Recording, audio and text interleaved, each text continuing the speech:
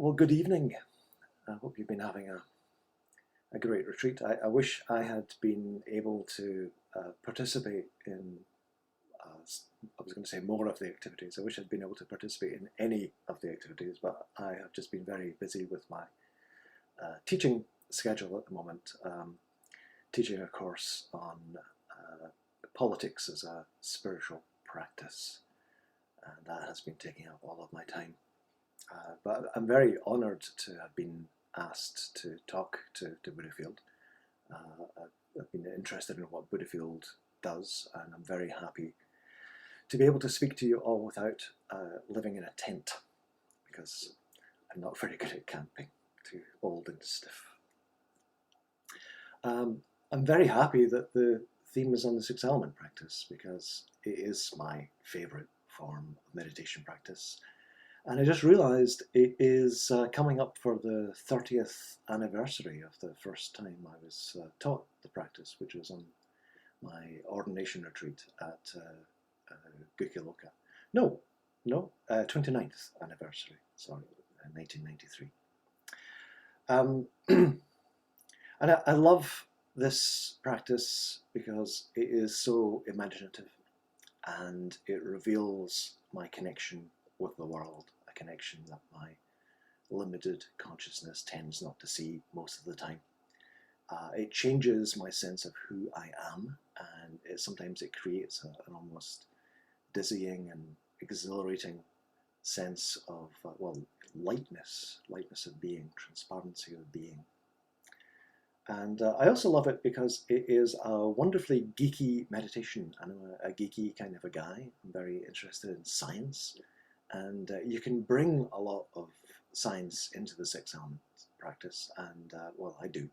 And I don't know if some of you will have come across my book, Living as a River, which is about the six element practice. It is very heavy on science, as well as other things like mythology.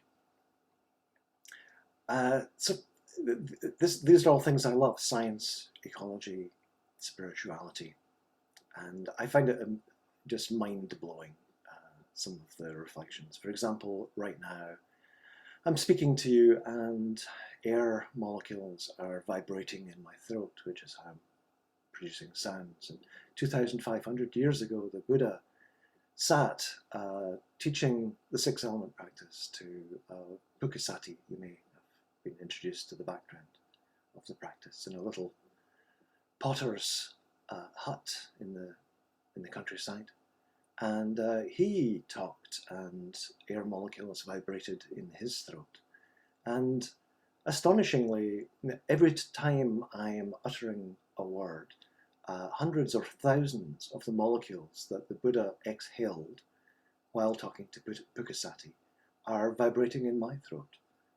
Yeah, I just find that quite extraordinary. There is that direct physical connection between us and the Buddha, and that's true for us as well, for all of you. I mean,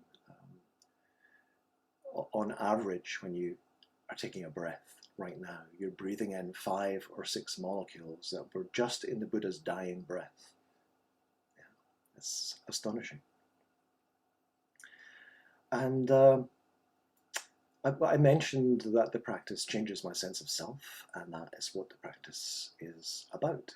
So we're going to take a bit of a dive into the six element practice. And I picked a title. I had to pick a title before I knew what I was going to be talking about, and I picked a title, The Deep Meaning of the Six Element Practice. And I can't promise depth, but I can promise a little bit of geekiness. There's going to be quite a lot of references to various things that the Buddha said. And I think I need, because I'm coming at the end, to do a bit of summing up of the practice. And I'm not going to explain the whole thing, but I'll give a little summary account of how one does some of the stages of the practice.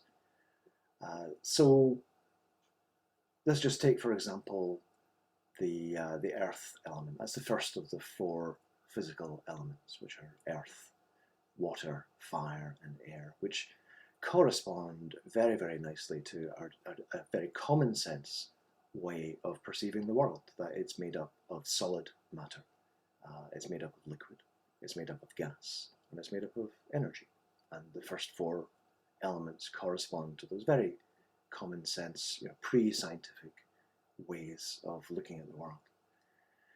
And in the first four stages, we first of all call to mind the element within ourselves, the internal element.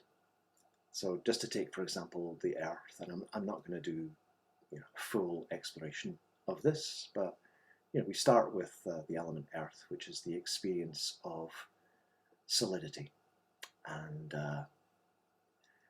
we look at the internal earth element, what is solid within us. And some of that we can directly experience. So right now I'm aware of the weight of my sitting bones pushing down into my seat. And I can feel my tongue, which is solid, touching against my teeth, which are even more solid. And I can feel my hands resting on my thighs, and I can feel my thighs against the chair. So we can be aware quite directly of quite a lot of the earth element.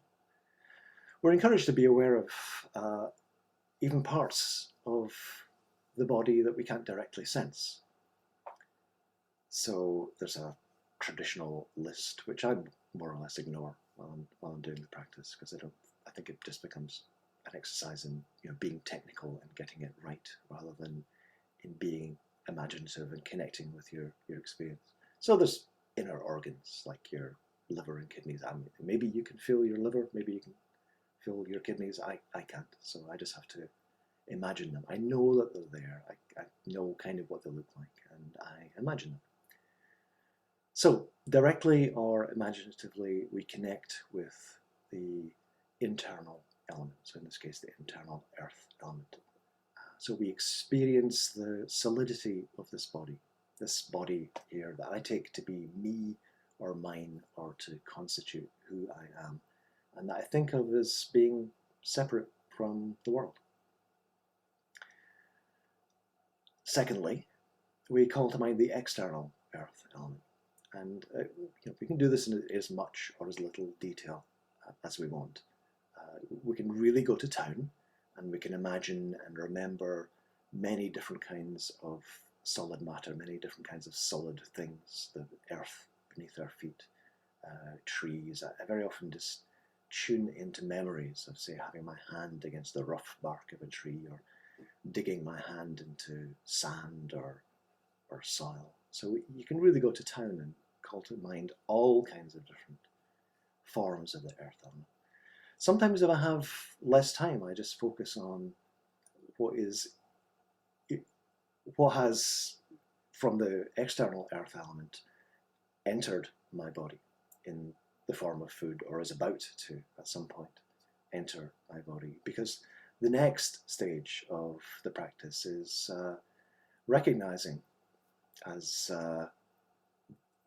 the Buddha said, that the internal earth element and the external earth element are just the earth element. In other words, it's an illusion that these two things are separate from each other. And we can connect with the reality of that. You can remember and imagine the external element becoming internal, taking a bite of an apple, or taking a spoonful of your porridge, or whatever it is. You can just connect with the way that what has been external flows into your body. And you can connect with how it flows out of your body as well, in some very earthy ways. You go to the toilet and you defecate, and hairs are falling out. Every time I go to the shower, there's more of them, and skin flakes are falling off, as all these ways in which the body is returning to the external earth element. Your toenail clippings and fingernail clippings get thrown away. Even as we're breathing, the glycogen in the cells, the solid carbohydrate energy stores in your cells are combusting, turning into gas and being exhaled. So, we started off seeing this body as solid and stable and relatively unchanging and separate, and us. This is me. This is my being. And by the time we've done this with the earth element, and then with the water element, and the fire element, and the air element, and we've seen all of these elements flowing through this human form, we realize that none of those things that we first thought are actually true. The body is not separate. It's not even us. We haven't created a single atom that exists within this body. It has all been borrowed. It is not static. It is in a constant state of flow. And there is, in reality, no internal earth element and external earth element. The Buddha doesn't say, oh, it's all the external earth element. He says, well, the internal earth element, the external earth element, we see that there's just the earth element, inside and outside. It doesn't really mean anything.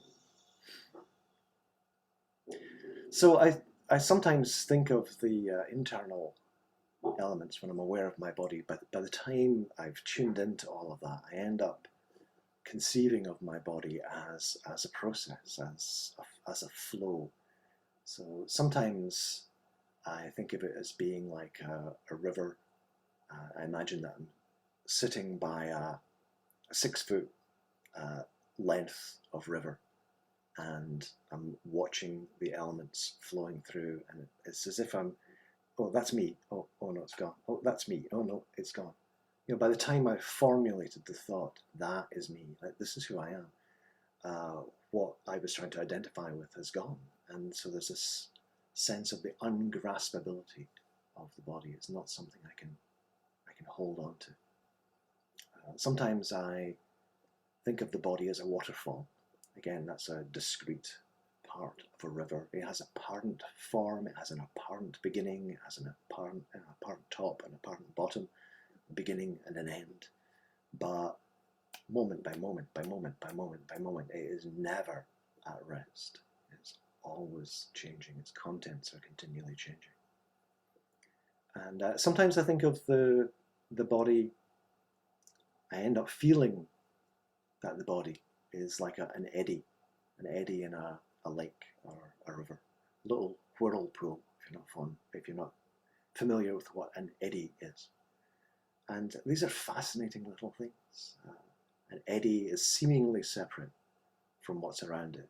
It has a seeming border. Oh, there's the eddy, there's not eddy. But of course, it's all just the river. It's all just the lake.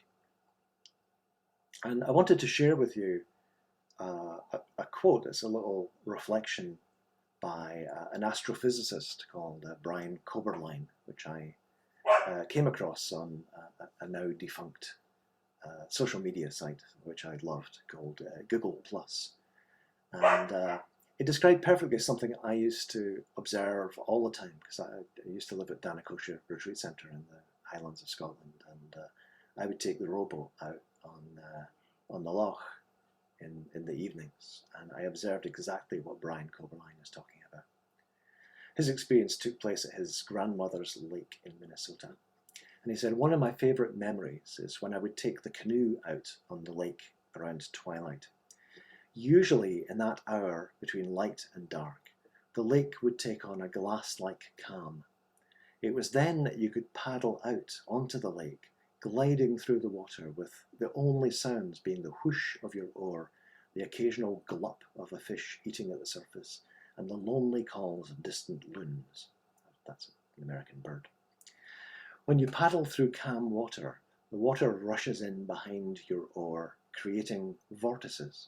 This always happens. It's basic physics. But in calm water, you can see these spirals of water clearly, and they can last for a very long time. The interesting thing about these water spirals is how they spin through the water. You can watch one form drift slowly and die as if it's a single entity. But in reality, these spirals are a form the water takes. The spiral is made of water, but not the same water for its whole existence. Water molecules are caught up by the spiral, make a swirling dance within it, and then return to the stillness of the lake. The spiral moves on, flowing through the calm.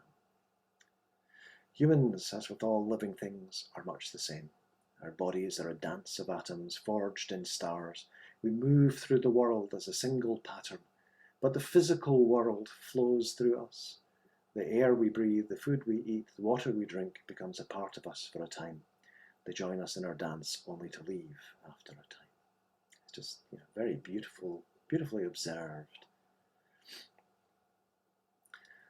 So, after we've reflected on the flowing nature of each element in this way, we almost talk to the element. We talk to ourselves, but sometimes I think it's almost like we're talking to the element.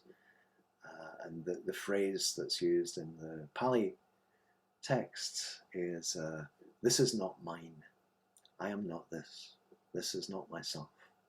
So having observed this, we're also talking to ourselves about it, because sometimes you need to put something into words for it to become more real. And if you've had this experience, sometimes you maybe think about saying something and you don't really feel very much, and then you say it, and as the words are coming out, you feel all the emotion of the thought in your head. No feeling.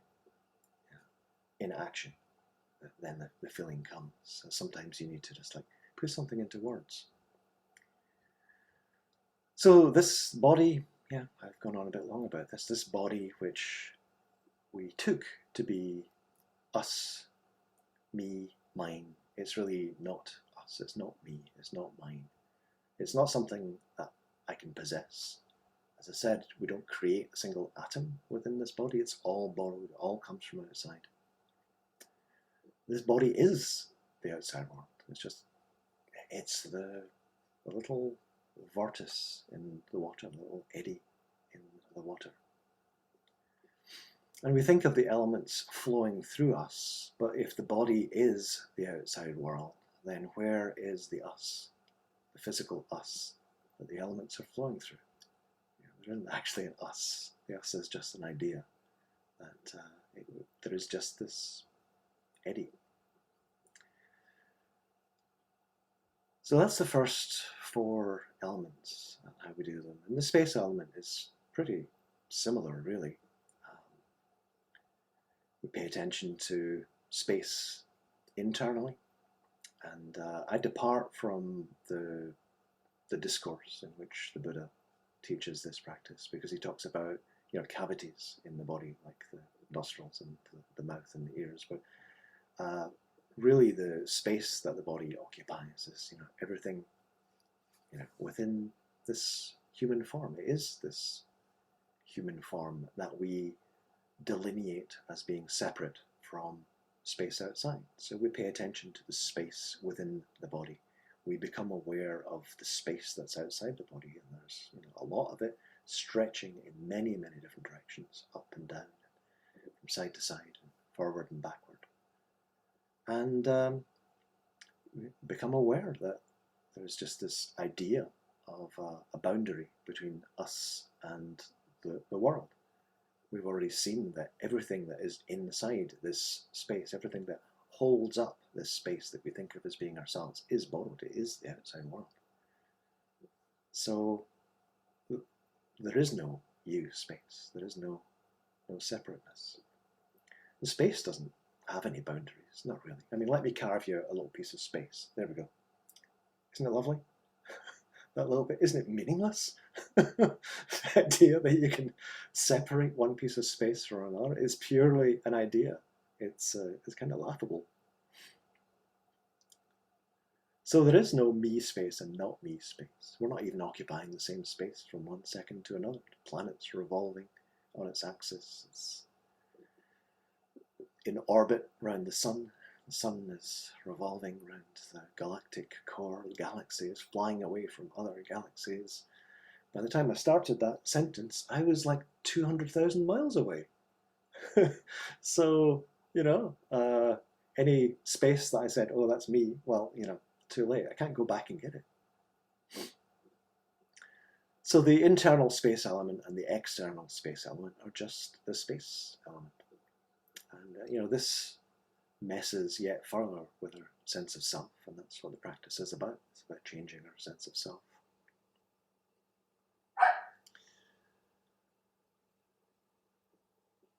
And one thing the Buddha said was that this should be seen with the right understanding, like this. This space is not mine. I am not this. This is not myself. So the body itself, the space it occupies, not us. Then consciousness gets kind of tricky, and actually, I know Dayajoti talked about consciousness a couple of nights ago, and I really wish I'd heard that talk. We had a little discussion beforehand, and it sounded like it was going to be really interesting. But consciousness is what I'm going to end up talking most about. And as Dayajoti told you, the English word consciousness is a translation of the Pali word vijnana, which literally means knowing or cognizing. So it's the direct knowing, recognizing, understanding of experience that comes through the 6 senses, the 5 conventional senses, and the mind. So we think that there is a world out there. There's a world of colours and shapes and forms and sounds and smells and tastes. We think that they're out there, and that there's a consciousness in here that can experience that external reality through the senses. That's how we naturally think of things. There's these 3 components. World out there, flowing in through the senses into consciousness where it's being understood. And I'm going to come back to that threefold model a little bit later, because I think it's very important. So I mentioned this word vijnana for consciousness. The root of it is the Sanskrit jna, which means knowledge. And the prefix v means diverse or separating. And there's this thing called the etymological fallacy, which sometimes people believe that the real meaning of a word is revealed by its etymology. And that sometimes just isn't the case. The meaning of a word is used by the way it's used. But the trouble is, like looking at the early scriptures, it's often not clear exactly what's meant. The Buddha tends not to define his terms very much. I'm not sure why. It's a little bit irritating 2,500 years later to be asking, what did the Buddha mean when he said, such and such? But sometimes I think etymologies are helpful. They obviously are. We keep referring to them when we're talking about words, and sometimes they are useful. And I think in this case that they are. This V, which means diverse or separating, and this Nya, which means a knowledge or knowing. And I'm going to talk about that a bit more. And I'm going to be bringing in a number of different teachings from different discourses that the Buddha delivered. So far, I think the only one I've mentioned is the discourse on the elements, which is in the Middle Length Sayings, Sutta number 140 in the Middle Length Sayings. That's where the Buddha met with this monk, Pukisa, actually a wannabe monk, a trainee monk at most, in a potter's shed, and told him about the 6 elements. So I think that's the only one I've mentioned so far. I'm going to draw on some others in which the Buddha talked about consciousness in some, I think, very interesting ways. So we'll see how this word is used. And yeah, I'm going to be a little radical in reinterpreting some Buddhist teachings. I like doing that. it's what I do. I spend most of my time reflecting on, writing about, talking about, meditating on Buddha's teachings, and sometimes things just fall into place and I see something in a different way. So the first thing I want to talk about is how, well, there's these two terms, Namarupa, which I don't know how Buddhist most of you are, but most of you will be familiar with that. It means name and form. And there's consciousness, vijnana, as we already mentioned. I'm just going to talk about name and form and consciousness. And there's a number of discourses in which the Buddha talks in a very interesting way about the relationship between these two, between name and form, which is one thing, and consciousness, which is another. So there's one sutta, for example, that's in the Samyutta Nikaya. It's called the Nagara Sutta, if you're interested. I can always provide references afterwards. In that discourse, the Buddha talks about 10 linked phenomena, conditionally linked phenomena, or nidanas, for those of you who are in the know about this terminology.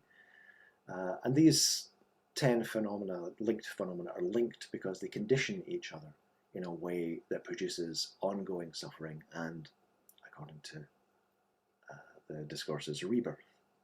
So these are 10 important things to know because they condition each other in a way that produces rebirth. And usually, often, not usually, there's a lot of variety.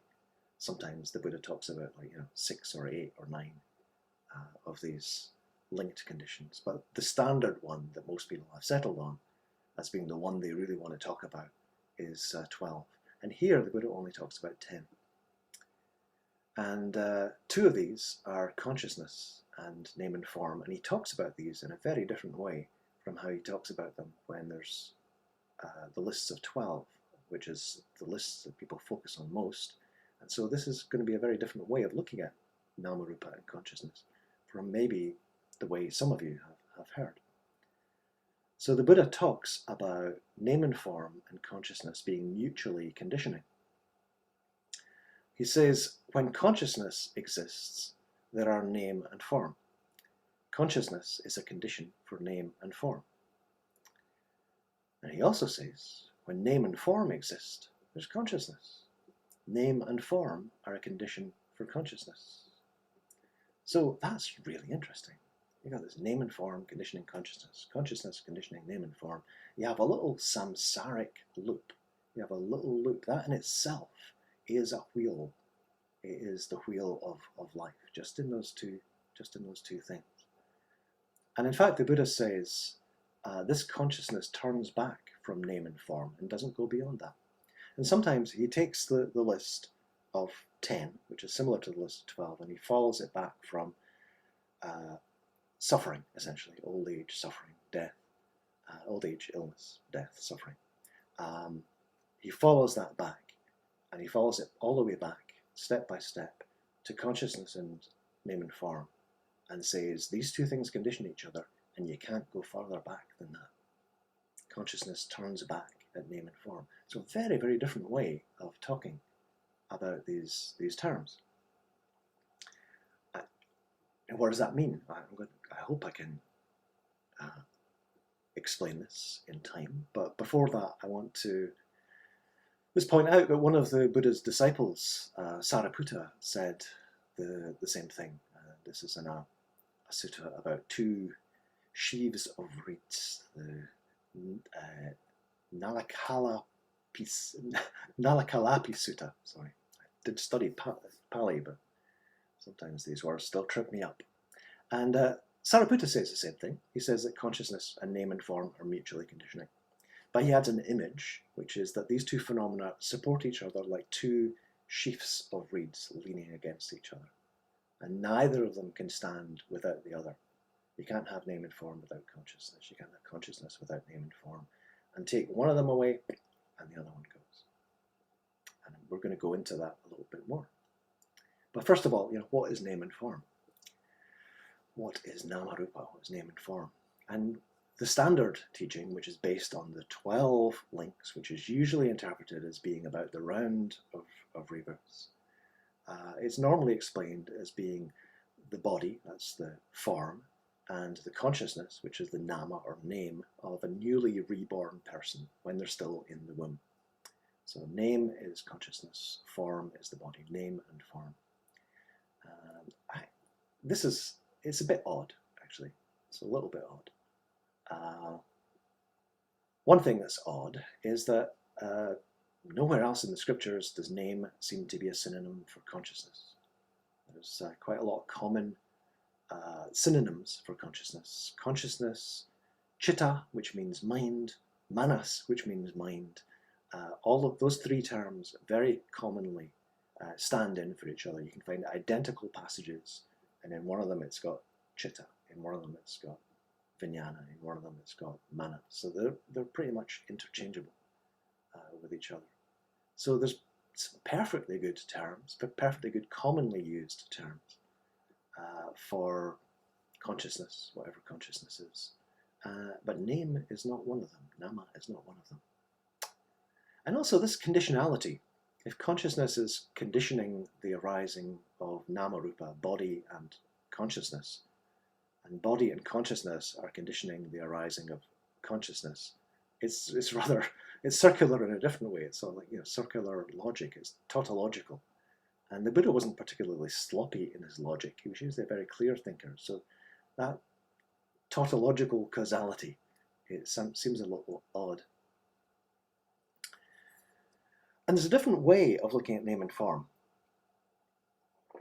For this, I have to step outside the Buddhist tradition. So there was a forest tradition, a tradition of spiritual and philosophical exploration that was going on at the Buddhist time. We tend to think of the Buddha teaching, and there were lots of Brahmins around teaching Brahmanism, but there were these people that were separate from the Brahmanical tradition, who rejected the Brahmanical tradition and were off seeking truth through meditation. The Buddha was one of the people doing that. But they came up, some of these people came up with texts, oral texts called the Upanishads. And the first of these Upanishads was composed about 100 years before the Buddha's time. And we know that he was familiar with the Upanishads because he makes reference to their teachings. And in the very earliest Upanishadic text, what it says is that the universe was originally undifferentiated. It was an undifferentiated reality. And then consciousness comes along and divides and categorizes it. And that dividing and categorizing is nama rupa. We take an undifferentiated reality in which everything is interconnected, interpenetrating, and we look and we say, oh, there's a thing. It's separate. And we'll give it a name. It's this thing. And look, oh, here's this other thing over here. It's separate too.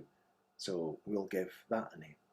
So we come up with these forms, these separate forms, things conceived of as being separate, when actually they're interpenetrating, interconnected, interdependent. And we give them names, which reifies the separateness. So this is what consciousness is doing. I think maybe this is what the Buddha was talking about when he's talking about consciousness and namarupa being mutually conditioning. Because when we take an interpenetrating, interdependent reality and we conceptually split it up into different things and we put names on those things, making it seem like they're stable, because the names don't change over time. I've been me since I was able to say the word me. It's a long time ago. So the name me is stable, so it's natural for me to think that there's something within me that is stable as well. So consciousness creates this sense of things being separate from each other, and they're named and they're stable. And we find ourselves living in a world that is apparently full of separate things that we can categorize further and further and further. And I'll talk about the experience of that in our own lives in a little while. But before that, I just want to say that one of the main separations that consciousness imagines is, well, here's me, and here's everything that's not me. Here's me, here's you. And those things seem to be separate from each other. It's an illusion of separateness. Having separated you from me, well, you've got your well-being, I've got my well-being. What's my well-being got to do with your well-being? You know, in this separate reality, I don't have to care about you. It's not the reality that the Buddha lived in. And, or here's me, here's the world. Why do I have to care about the welfare of the world? You know, the health of the planet. I'm doing all right. You know, I'll go out and make lots of money. You know, who needs an ecosystem? You know, I mean, this is the mess that we get up to. I think this is that we get into. I think this is what consciousness ends up doing. So I want to talk about the reality of what consciousness, if it is this naming, categorizing, separating, reifying process, you know, how that actually works out in our lives. So I mentioned that, you know, for 60 years or so, I've been me. I was me when I was 2 years old. I was me when I was 20, and when I was 40, and when I was 60 last year. So I tend to assume, and you know, everybody who is a me tends to assume that there must be something that defines me as me. There must be some kind of separate, defining entity, an unchanging essence, something within myself that is not changing. In fact, let's just call it myself, you know, myself. So we tend to think that, you know, we have these, you know, I don't know what it is, something in us that defines us and separates us. And the Buddha, you know, identified this construing of a self, this imagining of a self, as the central problem that we face. It's the source of suffering. He calls the self a burden. And why is the self a burden? For one thing, we don't just settle with, you know, I have a self.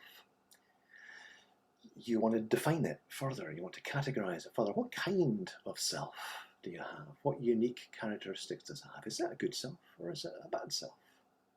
Well, you know, at first you've got no idea. When you're a little kid, you don't even know you have a self. You start building up that idea. You don't know whether you're a boy or a girl. You don't know what race you are. You don't know if you're good or bad. You don't know any of that. But as you grow up, your consciousness is trying to make sense of the world around about you, how others are relating to you, what's happening inside of you.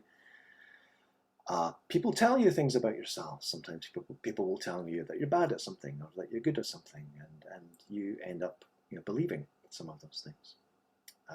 You discover that you're what's called a male, or what's called a female, and that this is what males do, and this is what females do, and boys don't cry, and they have adventures, and girls should be nice and sweet, and they should be pretty, and they shouldn't get dirty. You know, we get conditioned into all of these things, of this interpenetrating network of consciousnesses, naming and forming, and trying to define. Yeah. And we experience suffering as we go through life. So we're trying to work out again, you know, what kind of self do I have? And, well, you know, I experience suffering. So maybe my self was pretty crappy. Maybe if I had a better self, you know, like her or him, you know, I wouldn't suffer so much. So now we're into, you know, comparison with others. I can sense my suffering, you know.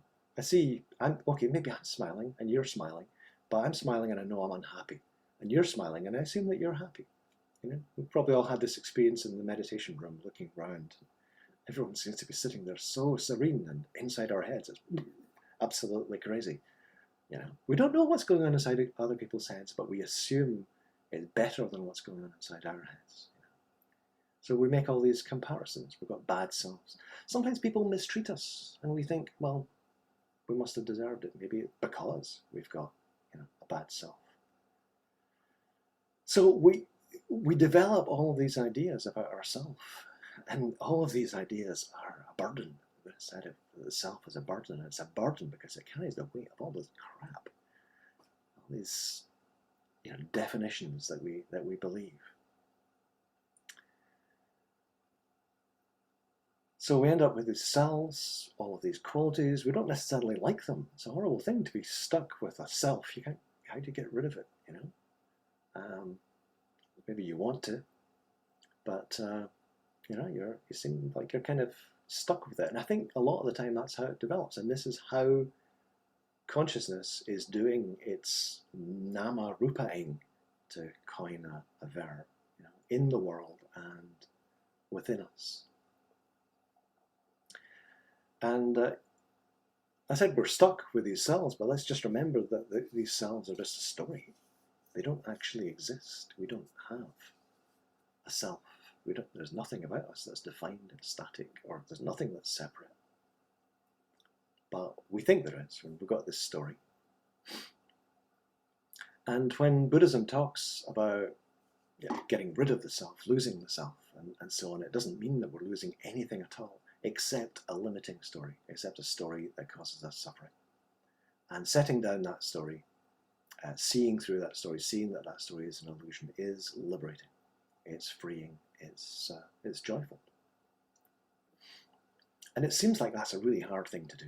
Yeah, I mean, I'm talking about what's traditionally called stream entry in Buddhism, and that can seem like a really hard, difficult thing. You know, how am I going to possibly achieve this? But actually, all practice unselfs.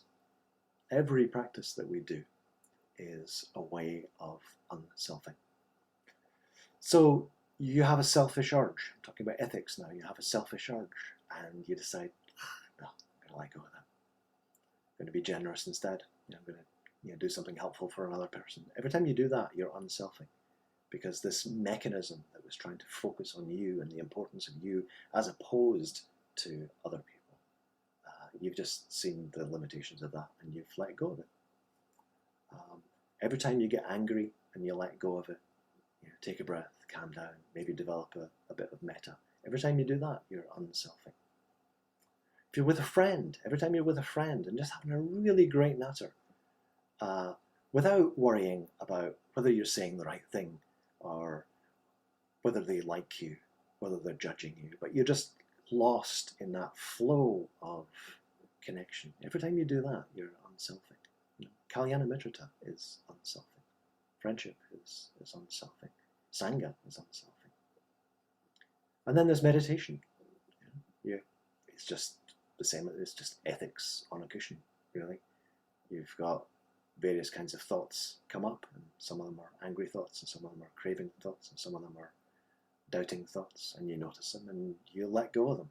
These thoughts were forms of selfing, ways of telling yourself a story about yourself. I like this, I don't like this, I'm no good, I'm worried about this. There's always an I or a me at the center of every hindrance. Every time you let go of a thought and just come back to the experience of your physicality, you are unselfing. And I mean, I've talked about spiritual friendship as being unselfing, and so is cultivating kindness, metta, or compassion, or any of the Brahma Viharas. They're all ways of unselfing. You're removing this intense focus on yourself and seeing that, well, other people, are basically going through the same stuff that you're going through. They want to be happy. They're not as happy as they would like to be. They want to be free from suffering. They are suffering. And now you're beginning to, you care more about that. And there's a we, there's an us, which is not the same as an I and a me. And you're unselfing. And you can go deeper in meditation as well. You can start just noticing how much everything is changing. This breath begins and ends. The in-breath begins and ends, and the out-breath begins and ends. And in between, this moment is beginning and ending. And this sensation of discomfort in my back, when I look at it really closely, it's made up of lots of little sensations. It's made up of little pinpoints of sensation, and each of those pinpoints of sensation is winking on and off with incredible rapidity. And now there isn't anything solid there. And while that pain is more cloud-like in its is changing all of the time, and the mind is changing all of the time. Your feelings are changing all the time. Everything is just changing all of the time. Nothing is stable from one moment to another. It is all change. If you find something that you think is stable and unchanging in your experience, look really closely at it. Look really closely and see, what's it made of? Where's the edge? Does it have a sharp edge? Is it exactly the same from moment to moment? And you start seeing everything is impermanent. Nothing is solid. Everything is empty. Solidity is an illusion. And then it might occur to you that there's nothing but change. And where in this massive change could a permanent self live? So, there's all practice is unselfing, one way or another. I don't know how long I've been going on, but it's about 50 minutes, I think, or 45 minutes maybe, I'm guessing. So going back to the Buddha teaching Pukasati about the 6 elements, and when he gets to the consciousness element, he talks about these 3 things. There's the world out there, objects of awareness, and there's this consciousness in here, so to speak, that knows and makes sense of those objects of awareness, and it does it through contact with the senses. And this crops up over and over again in the scriptures. Sometimes it's just in isolation, the Buddha talking about these things with regard to these 3 things with regard to the 6 senses. So there's 18. Again, this is the consciousness, naming and forming, separating, cataloguing, becoming fascinated with these things. In some places, the Buddha talks about these things and he refers to it as the all, the sabha. It's quite interesting that he does that. It's the whole. There's nothing outside of this all, he says. Nothing outside of this totality. It's probably a more natural way of translating it.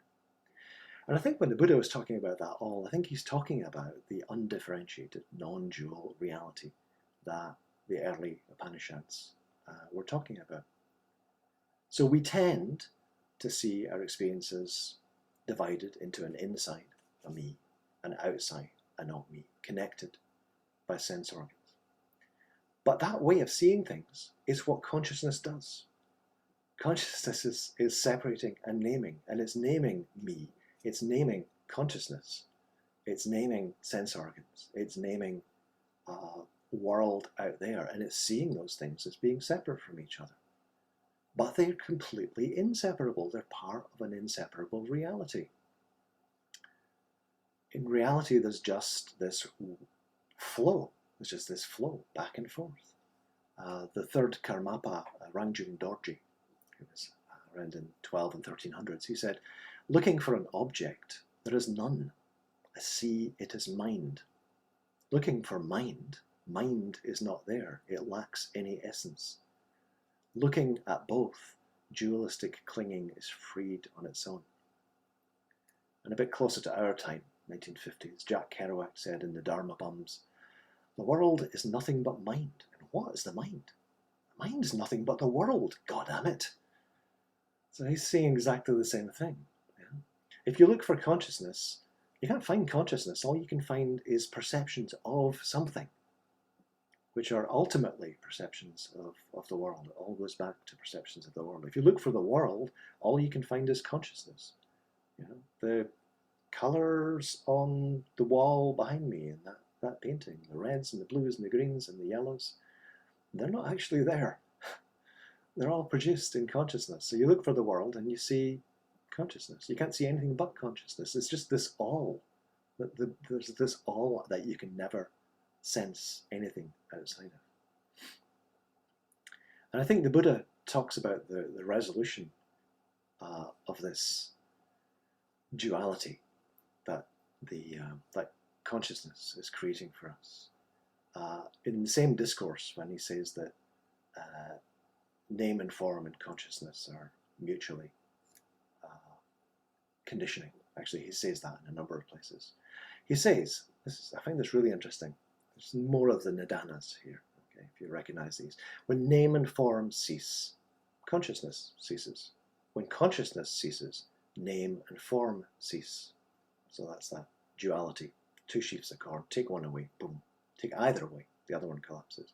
And when name and form cease, the 6 sense fields cease. And when the 6 sense fields cease, contact ceases. Now that sounds rather bleak, as if somehow we're going to blank out. We're not going to have any consciousness. We think of the opposite of consciousness as being unconsciousness.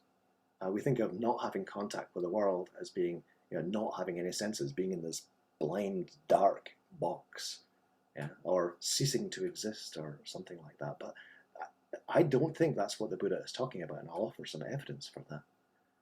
I think what he's saying is that consciousness as the engine of naming and forming and separating and cataloguing and seeing connected things as disconnected, that ceases. That's what stops.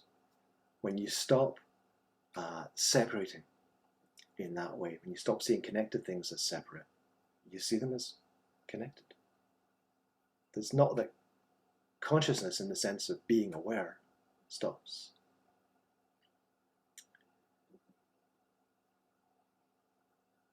You stop even the categorization of thinking that there is a consciousness in here and there's a world out there and there's senses in between which are joining these two separate things. So that's how contact stops. I said I'd offer some evidence for this, and there's another sutta in the Samyutta Nikaya where the Buddha says that once you've lost this sense of a self that's in here, and now a quote, the 5 sense faculties remain right there. So they don't disappear, you don't stop sensing. But in regard to them, the instructed noble disciple abandons ignorance. That is, the ignorant view that there is an outside and an inside connected via the senses. The disciple abandons ignorance and arouses true knowledge. So there's this acceptance, this non-dividing acceptance of all experience without bothering to divide it into me and world, inside and outside, self and not self. So again, nothing is disappearing here. Your consciousness in the sense of being aware is not disappearing. Contact with the world in the sense of sensing is not ending. It's the deluded view that there is an I in here, separate from the world, perceiving that world, that is lost. That's all that's lost. A story, another story is lost. It's a somewhat different, deeper story of the self. All that disappears is a deluded sense of separateness. The faculties remain right there, still functioning. So name and form, that is everything that we are perceiving out there, everything that was formerly name and form, disappears. But only in the sense that we're no longer imagining things as being separate from us and from each other. We're seeing things as they are, as interconnected. We have never been and can never be separate from anything, except in imagination, in delusion, in a story which we've been telling ourselves from not long after we were born, and according to Buddhist tradition, not long after we were born, the time before that, and the time before that. So contact ceases, but that doesn't mean blankness, deafness, blindness. It disappears only in the sense that we're no longer imagining things as being ultimately separate from each other, because there isn't a me in here and a world out there. So there's no way that those two things are to have contact with each other, because they don't exist. But there is still living, sensing. What do you call consciousness when it's no longer dividing and conquering the world? Nama rupang. The Buddha never called it anything. Maybe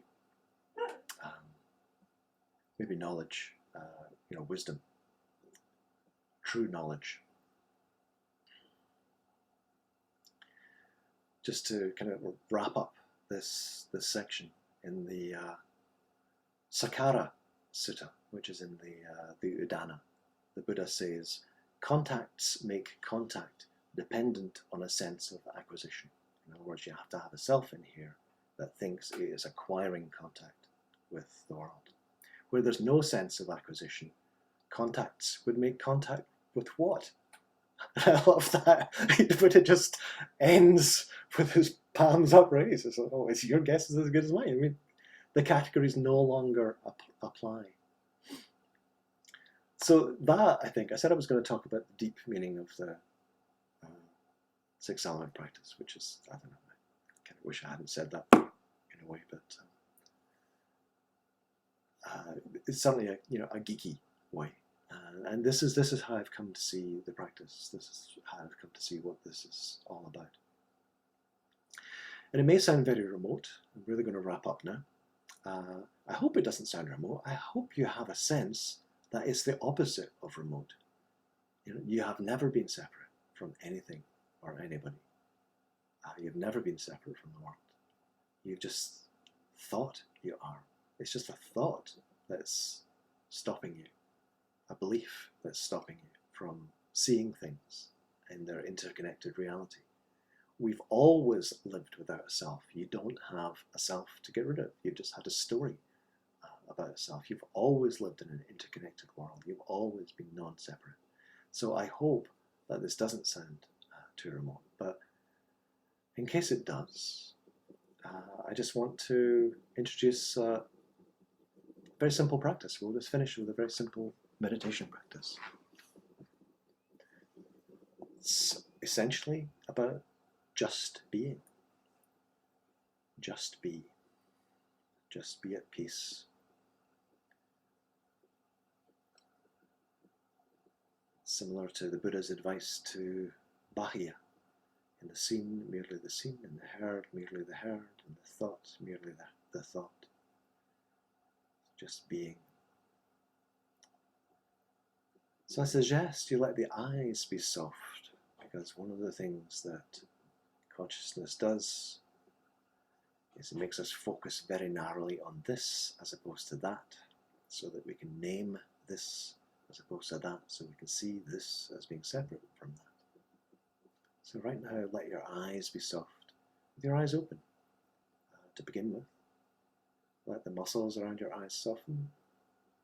Let the eyes be slightly unfocused. If you're in front of a screen, you might want to turn slightly to the side. And notice how vision simply arises. So it doesn't require an act of will. There's no need for an I, first person singular I, that is, to see. Seeing is effortless. It just happens. Just don't bother about whether what you're seeing is out there. Just drop any thought about whether what is seeing is in here. There is just seeing. Undivided seeing. Stillness. Peace.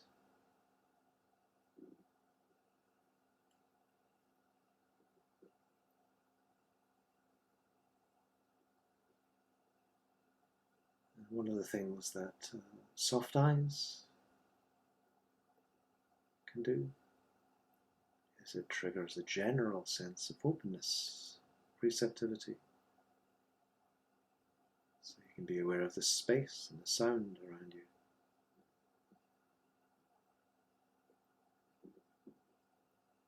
That sound is also effortless. So let there be hearing.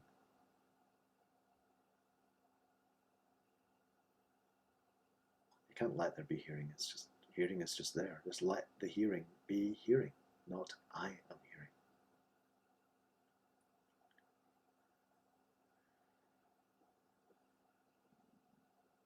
If any something arises, I like this, I don't like that, I wish this would stop.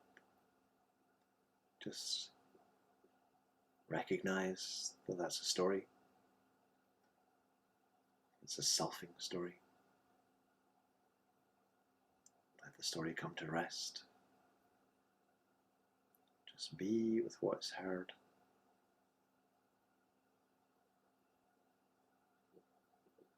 Effortless. Peace.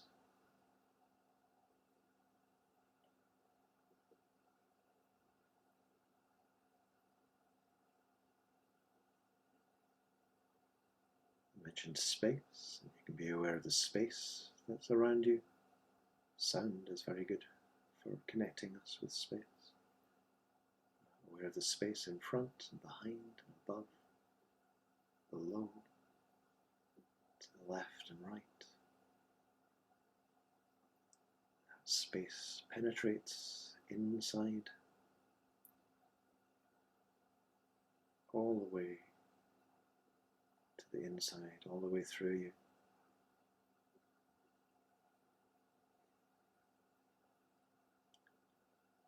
So maybe we have a field of perception.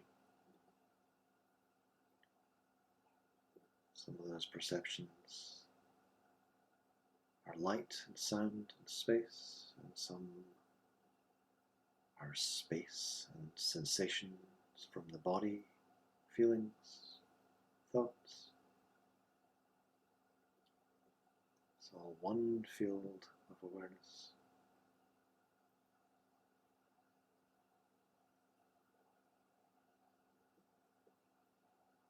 Just let it all be there.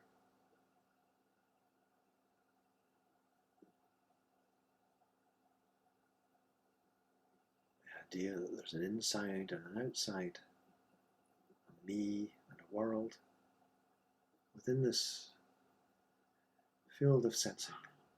It's just a story. Just drop the story.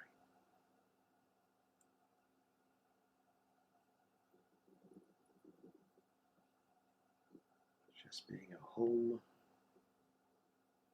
with whatever is arising.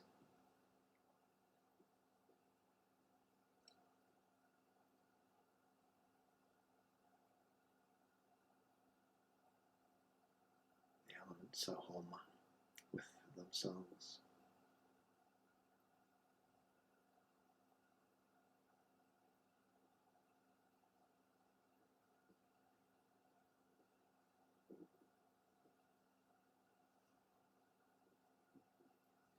While we're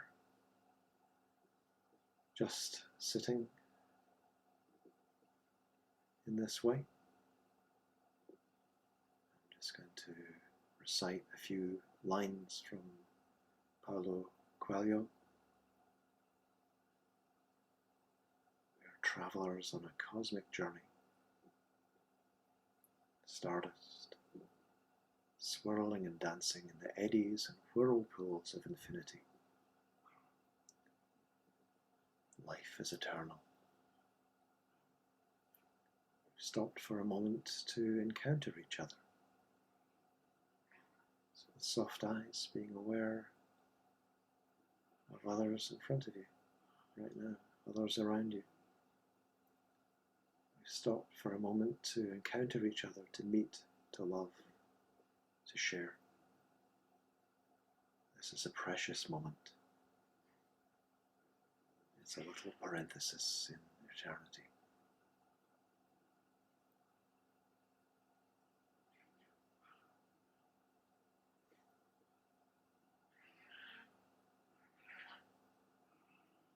So we're all here.